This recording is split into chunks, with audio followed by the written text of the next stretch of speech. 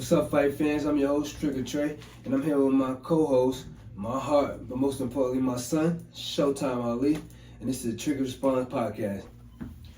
First thing first, we're going to get into this fight that was passed this weekend with the takeover, Teofimo Lopez versus Steve Claggett. I wasn't too thrilled about the fight, man. Showtime said, T.O. pitched the shutout, but I feel like as a former undisputed, the lineal champion, the current 140 champion, he had to. I feel like he could have stopped that guy. He just came forward all day long. He didn't do nothing else. Just come forward, take punches all day. I mean, if you look at the punch guy, he was punching with the puncher. Right. He was doing anything that he could to get him off him. He just couldn't, which is fine. Yeah, because you're not gonna knock everybody out. But I just feel like we seen T.O. against some of the best where they said that he wasn't going, wasn't going to do this or wasn't going to do that, and he showed remarkable, made them look basic. All he did was just beat this guy. I mean, he's fighting a tough fighter with a crazy chin. He's just bringing the pressure like Pitbull would. Right, but I don't know. With the agenda and the plans that the takeovers and his team, they got in the works. You know what I'm saying? As far as like wanting to go after such and such fighters and move up to campaigning to go up to 147. Man, that's a big jump. If you ain't getting those type of guys out of there, man, you gonna have to you have to do something. I mean, you gotta still chin what you want him to do. Oh man, I don't know. So this was like I feel like he won all 12 rounds. You can't really criticize what he did. Yeah, no, he didn't criticize. I'm not saying that the performance was bad. I just saying it was just not like when he fought Josh Taylor, phenomenal. You know what I'm saying?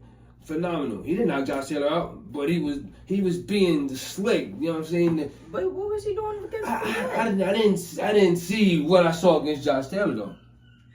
What? I didn't see what I saw against Josh Taylor against Claggett. I mean, that's a different type of fighter. I mean, he's a more one-dimensional style fighter. He's Josh Taylor, and he's Josh Taylor is Josh Taylor is Josh Taylor. Exactly. So why did he make Josh Taylor look like that night, and then made Claggett look like that too? I mean, he look like a sparring partner. He whooped them bad.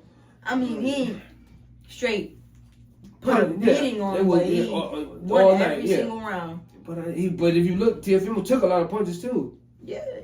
I mean, you're gonna get punched against a puncher who threw 500 punches in a 10-round fight. That's crazy. True. Well, I don't know. I just seen. It was just the pressure. It was him coming forward. You just couldn't get him off. Yeah, like with Josh Taylor. Man, Josh Taylor don't put pressure. He's a slick counter puncher. He had time to box. When you fight with slick boxers fight other boxers, it bring out the best in you. You know what I'm saying? You can show out all your styles. But when you fight them rough and rugged guys that make it ugly nonstop, just keep coming forward, throwing punches. Those are the ones that do make the fight. You know what I'm saying? It make you look as good as you normally do, and I know that for sure because I'm that type of fighter too. So you know what I'm saying? So you've got to fight those slick fighters to bring out the best. When you fight the top guys, the best guys, it bring out the best in you. So but we learned that Teofimo can't pressure somebody without end up losing the fight at first or something like that because that Jermaine Ortiz fight was iffy.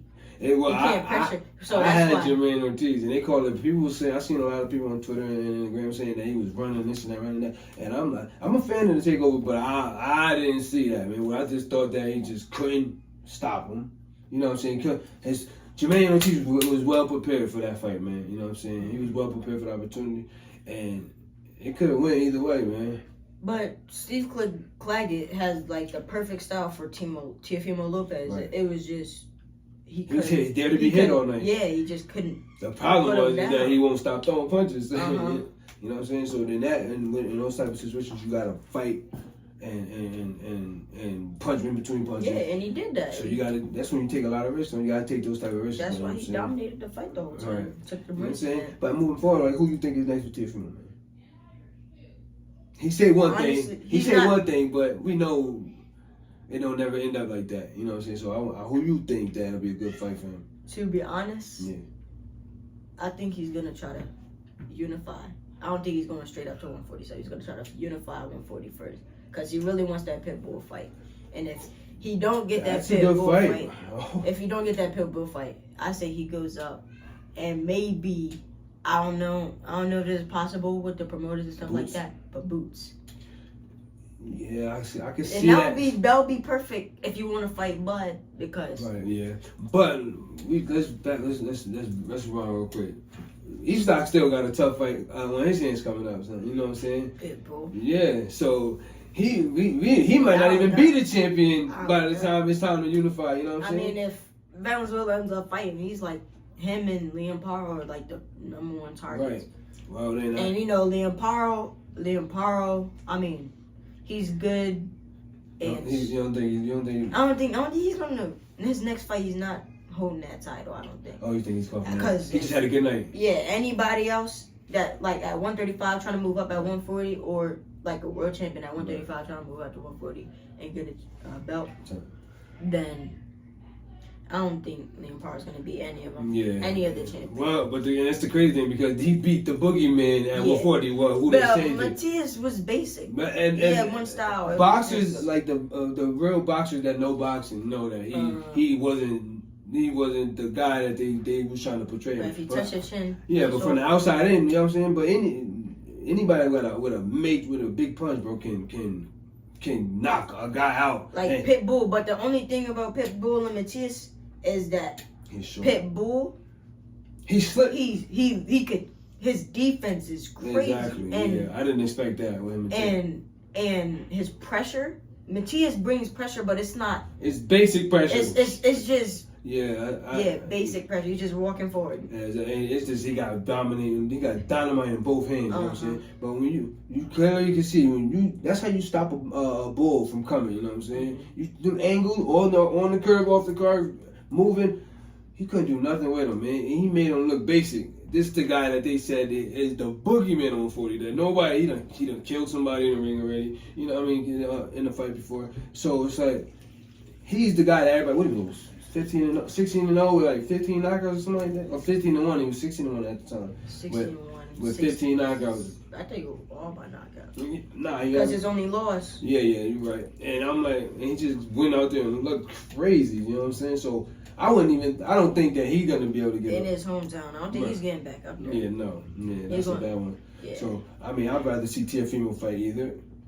Liam Paro. No. He might got a shot with him. I think Shakur's going up to fight Liam Paro. Because he's going to 140. Because he's getting big still. He's going to 140. I think he's trying to follow everybody that he was in that little cahoose with down at 135. That's trying to sneak out of there, because eventually they gotta go see him. You know what I'm saying? But we talking about this unified title fight for Teofimo. If he fight people, the winner out of that fight, though, I think he can get it, because I don't see what will stop that fight from happening. You know what I'm saying? What will stop that fight from happening? But Pitbull gonna be on him. He gonna be on him. We gotta make sure Pitbull gets out of this Valenzuela fight, because Valenzuela is tough. Yeah, he's an animal. Son. He's an animal. He can take a punch. He got speed. He can box, and he can do whatever he need to do. So, he punches from anywhere, like all over. He all over the place, bro. He hits you anywhere, and he can box a little bit. He can box. Yeah. And I was surprised with him. You know what I'm saying? I'm definitely a fan now, man. So I can't wait to see who they say Teofimo gonna fight. I mean, it's up in the air, man. Let us know what y'all think. You know, on that one. And right before we get up out of here, I want to chop it up about this Jesse Bam Rodriguez. Anyway, man, what y'all think about that? You know what I'm saying? The Monster versus Bam. That's a fight that it's like 50-50, man. I think they both can punch. They both got speed. I just think honestly, Bam footwork is phenomenal, man. He looked good, man, and he looked good his last fight. But in a way, is all that too, son. You know what I'm saying? Yeah, but I mean, Bam's been fighting like the top guys. Anyways, only fought Stephen Fulton and Maloney. Yeah. But at the same time, he fought Maloney in the first time in the U.S. Yeah. So he knows what it's like over here. I don't think it's gonna. I don't know where they would fight at. Right, because they paying anyway so much money to stay at home. Yeah. I won't come over here neither. You know what I'm saying? So, but they also got to pay the fighter. So I'll go over there and fight a undisputed fight or a unified fight over there for that type of money, man. But I mean, if you already got your belts in a certain weight class and it's 2 weight classes apart, so they gotta. Yeah. Bam gotta get. Yeah, he gonna go over there, gotta get adjusted. That's all part. That's where I think Fulton that had. You know what I'm saying? That's where he had to leak at, man. Because people don't realize it. Because you nutritionists, bro, you go over there, the whole food is different. It's not the same. You know what I'm saying? So now you gotta adapt to the food, and I'm not making no excuses for him because anyway, just straight went out there and did what he supposed to do, man. But you know what I'm saying? I just felt like Stephen Fulton could have been a little better of himself. You know? I feel like the pressure got to him because he's never been on the stage like that. That big, yes. That's a big stage, man. And that arena was. He had the whole USA on his back. Exactly. Where everybody was wishing Inoue would lose. Right, but you know what I'm saying? Inoue prevailed, and he's a monster for a reason, man, because he can take a punch. We've seen that in the recent fights, and that's the fight I need to see, man. Bam and Rodriguez. I mean, Bam and Inoue, because that's a 50-50 fight, man. And those little guys, man, they action-packed, man. They action-packed. They throw a lot of punches. They're fast. They got speed. I mean, they can punch.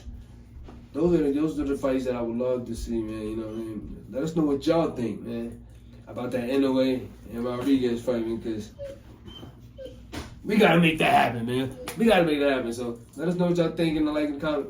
Share, subscribe, man. And thanks for watching the Trigger Response podcast.